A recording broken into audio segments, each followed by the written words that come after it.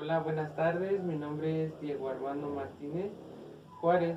Estoy estudiando el bachillerato en la preparatoria de la Universidad CDCI. El día de hoy voy a hablarles acerca de la Nueva España y algunos acontecimientos que participaron en algunos personajes a lo largo de la historia.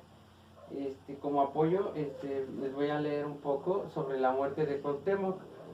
Durante aquella época, el panorama se complicó mucho para los pobladores de la tierra del México antiguo, pues al haber sido derrotado el periodo mexica, Hernán Cortés mantuvo como prisionero a Cuauhtémoc con la finalidad de tenerlo sometido a él y a los pueblos que le rendían tributo.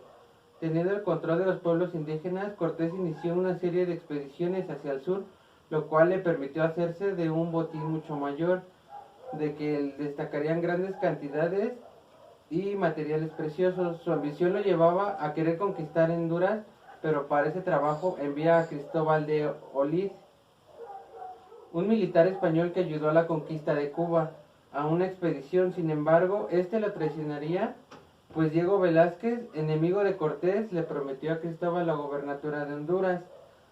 A pesar de la falta de referencias de la muerte de Cuauhtémoc, se cree que fue el 28 de febrero de 1525. La reconstrucción de la Nueva España, a pesar de encontrarse en ruinas en 1525, las órdenes de Hernán Cortés era reiniciar la reconstrucción de los espacios que ocupaba la gran edificación de la antigua Tenochtitlan. Dentro de los recintos que se crearon los españoles se encuentran las catedrales, espacios políticos, centros y plazas de convivencia y algunas plazas públicas. La sociedad de la Nueva España se organizó desde sus inicios mediante la administración jerarquizada. Esto significa que su orden se llevó por medio de categorías que se llaman de la más alta a un virrey, seguido después de gobernantes y jefes militares de la iglesia y por último los indígenas. El virrey era quien organizaba, encabezaba socialmente y él asignaba los nuevos territorios de los gobernantes. Como requisito debían pertenecer a la nobleza española, que era el único requisito. Además disponían de jefes militares de la Armada Real. Todos estos hombres tenían la aprobación de la corona. Así pues, también la iglesia como la estructura y ejercicio para poder dar la enseñanza y la evangelización de los indígenas, en un factor que distinguía a los españoles de los indígenas, dependiendo de la raza de procedencia, se abrían las posibilidades de tener una mejor posición social.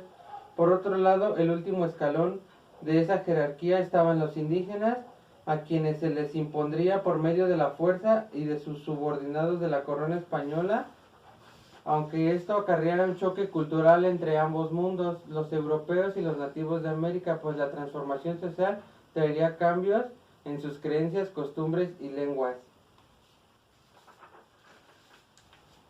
La encomienda también consistía en la cual la corona española entregaba terrenos y un número de indígenas a los súbditos, los españoles que radicaban en la Nueva España, con la finalidad de trabajar las tierras. Bajo la encomienda los españoles acumulaban riquezas y mejoraba su estatus social, pero el cambio debía evangelizar y enseñar su idioma castellano a los indígenas que tenían a su cargo.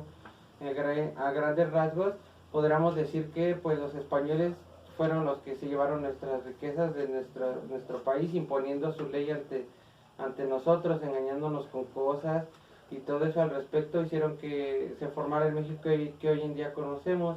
A pesar de tanta injusticia, siempre luchamos por nuestra libertad y nuestra independencia. Como país, tras la conquista de la Nueva España, nos damos cuenta que pues fuimos muchas personas quienes sufrieron por tantos abusos de aquellos españoles, pero más sin en cambio todo esto no hubiera pasado si no hubiera sido por los españoles el México que hoy conocemos. Y mi conclusión de este tema es que pues me gustó mucho nuevamente recordar la historia de México, aunque fue una injusticia, lo recalco, pero pues me ayudó mucho a la información de entender cómo es que se fue creando todo a lo largo de la historia, y que no todo es de la noche hacia la mañana, todo tiene una historia, un recorrido, algunos acontecimientos tal vez dolorosos, pero pues es lo que hoy en día son los pilares del saber de cómo es nuestro México de hoy en día y cómo era antiguamente. Bueno, hasta luego.